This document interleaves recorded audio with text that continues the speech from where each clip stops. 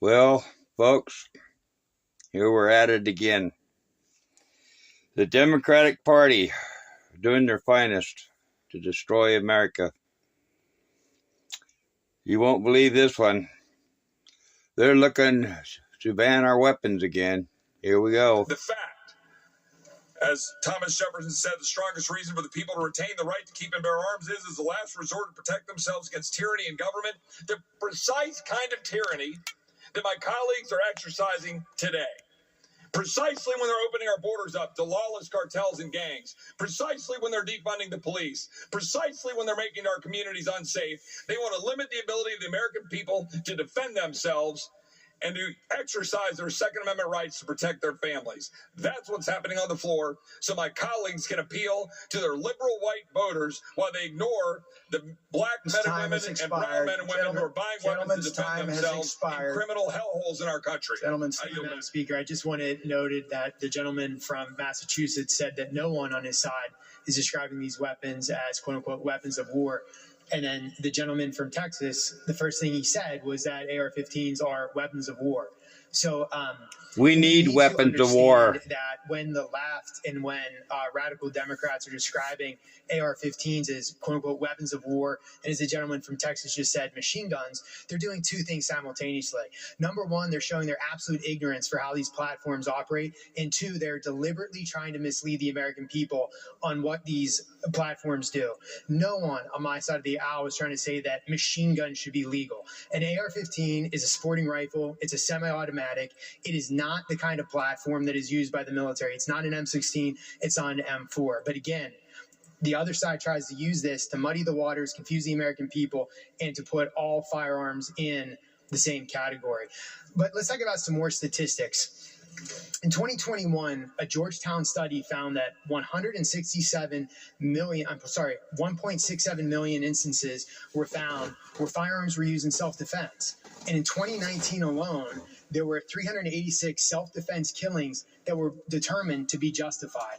So these are just some of the ways in which someone could legally use a sporting rifle. But let's talk about the chaos at the southern border. Since Joe Biden took office, over 3.1 million illegal immigrants have been apprehended at the southern border. And that includes 56 illegal immigrants who are on the terror watch list. President Biden and House Democrats have this open door policy that's created a humanitarian crisis and a security crisis as well. And they want to make things worse by lifting Title 42. Republicans know border security is national security. That's why if we defeat the previous question, I will personally offer an amendment to the rule to immediately consider H.R. 471, the PAUSE Act of 2021, to enforce Title 42.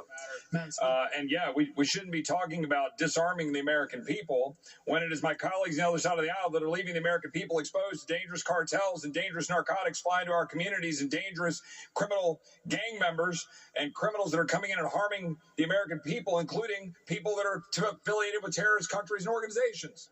And my colleagues on the other side of the aisle don't seem to care a whit about that.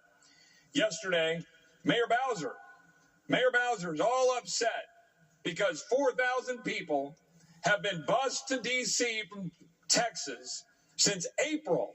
4,000 people. Do you know how many people were apprehended in Texas yesterday? About 4,000 people. Welcome to the party, because that's the reality of what we're dealing with at our southern border. And virtually all of the people being apprehended are being released into the United States under notice to appear or parole. There is only one barrier to all being released, and that is the use of Title 42 during a pandemic. Now, I notice a number of the staff, a number of the folks on the other side of the aisles, people that are still masked. We still are under emergency declarations, and yet we're going to allow people to flow into this country, and we're going to remove the one last vestige of security that this administration remotely will actually look at and use, Title 42 at our border. They're building facilities to process more people to release them into the United States. Mayor Bowser wants to complain and then call out the National Guard because 4,000 people were shipped from Texas to D.C. This 4,000 that Texas gets on a daily basis. Daily Again, basis, 4,000. welcome to the dang party. And you know what you're not talking about, my colleagues on the other side of the aisle? The 73 human beings caught in a stash house in Washington, D.C. this week. 73 human beings in a stash house in our nation's capital. But my colleagues on the other side of the aisle, my colleagues particularly on the Judiciary Committee, brushed that aside, patting themselves on the back in the false name of compassion for how much they love brown people for having open borders. Well, the brown people in South Texas are sick and tired of it. The brown people of South Texas that I know, the candidates on my side of the aisle, are standing up for a secure border, and that begins with enforcing our laws under Title 42 during a pandemic to ensure that we turn people away. My friend Yvette Harrell introduced a bill that would solve the problem, and that is what we would proceed to. We have a discharge petition that would unleash that bill. I welcome any of my colleagues on the other side of the aisle to join that discharge petition, perhaps particularly if you're in a tough race. You might want to be able to go home and say that you actually care about a secure border. But what I'll tell you is that we should be moving to secure the border of the United States rather than fooling the fool's errand of unconstitutional taking of the American Second Amendment rights. There's no surprise that assault weapons are the weapon of choice for mass shooters and those who target law enforcement. They're designed for ruthless efficiency, killing the most people in the shortest amount of time. And the gentleman from Ohio was right. I did say in the committee, spare us the BS. I meant the Republican BS about the Constitution, about the Second Amendment. The Second Amendment is designed not to allow people to fight the government. Yes, it is. Take up arms against American troops. Is that what they say? That is what they say. We saw what that did with the insurrection we had recently. And You that was ain't a seen minor case. nothing. No, the assault weapons, but the Second Amendment is designed to allow for a well-regulated militia. That was which no is to say insurrection. in our day, the National Guard. The assault weapons ban would take the weapons of war off our streets and save countless lives.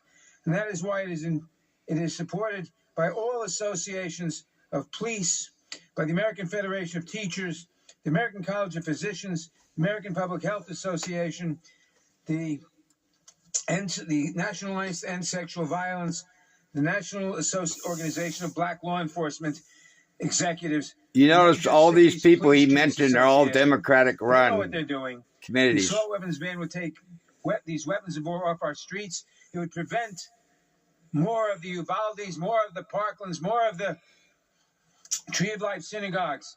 I urge all members to support this important legislation. Now yield back the balance of our time. Gentlemen. Mr. Speaker, we haven't said the Second Amendment was unlimited. We quoted the Second Amendment. The Second Amendment, which the Supreme Court has said protects firearms in common use. 24 million Americans have these weapons out there. That is most certainly common use. And the fact that the chair of the Judiciary Committee says, I don't care, we're going to do it, even though we know it's unconstitutional, that is just wrong. Fact. This assault weapon ban bill is unconstitutional. Chairman Nadler even recognized when he stated that, quote, the problem is that these They weapons consider are any Senate Heller, the Supreme weapon Court that has more ruled than that the Bill of 6 Rights rounds clearly to protects be an firearms assault in weapon, common use. folks. This is an unconstitutional piece of legislation. Fact. This assault weapons bill will ban the weapons in common use, and my colleagues will most assuredly target citizens to take their guns. In the words of Democratic perpetual candidate Beto O'Rourke, hell yes, we're going to take your AR-15, your AK-47. That's the truth, and everyone knows it. Don't hide behind it. Everybody knows precisely what my colleagues on the other side of the aisle are doing. Fact, less than 2% of all prisoners had a firearm obtained from a retail source at the time they committed their crimes. Only 13% of the offenders in state prison population obtained their firearms from a retail source. Fact. Criminals usually don't get their guns at gun stores through legal Fact. channels. That's the fact. Another fact, upwards of 80% are committed by people with prior arrest records, often by people with prior convictions for violent crimes or prior weapons offenses, and almost none of our gun control proposals, and particularly this one, are targeted this group. That's the truth. Those are the facts. The fact, as Thomas Jefferson said, the strongest reason for the people to retain the right to keep and bear arms is as a last resort to protect themselves against tyranny and government, the precise kind of tyranny that my colleagues are exercising today. That's a fact. Precisely when they're opening our borders up to lawless cartels and gangs, precisely when they're defunding the police, precisely when they're making our communities unsafe, they want to limit the ability of the American people to defend themselves and to exercise their Second Amendment rights to protect their families. That's what's happening on the floor, so my colleagues can appeal to their liberal white voters while they ignore the black men and women and brown men and women who are buying weapons to defend themselves in criminal hellholes in our country. Gentlemen's I yield time has back. expired. Well, folks, there you go. Another constitutional right being taken away. Have a good one. Please subscribe and I'll catch you on the next one.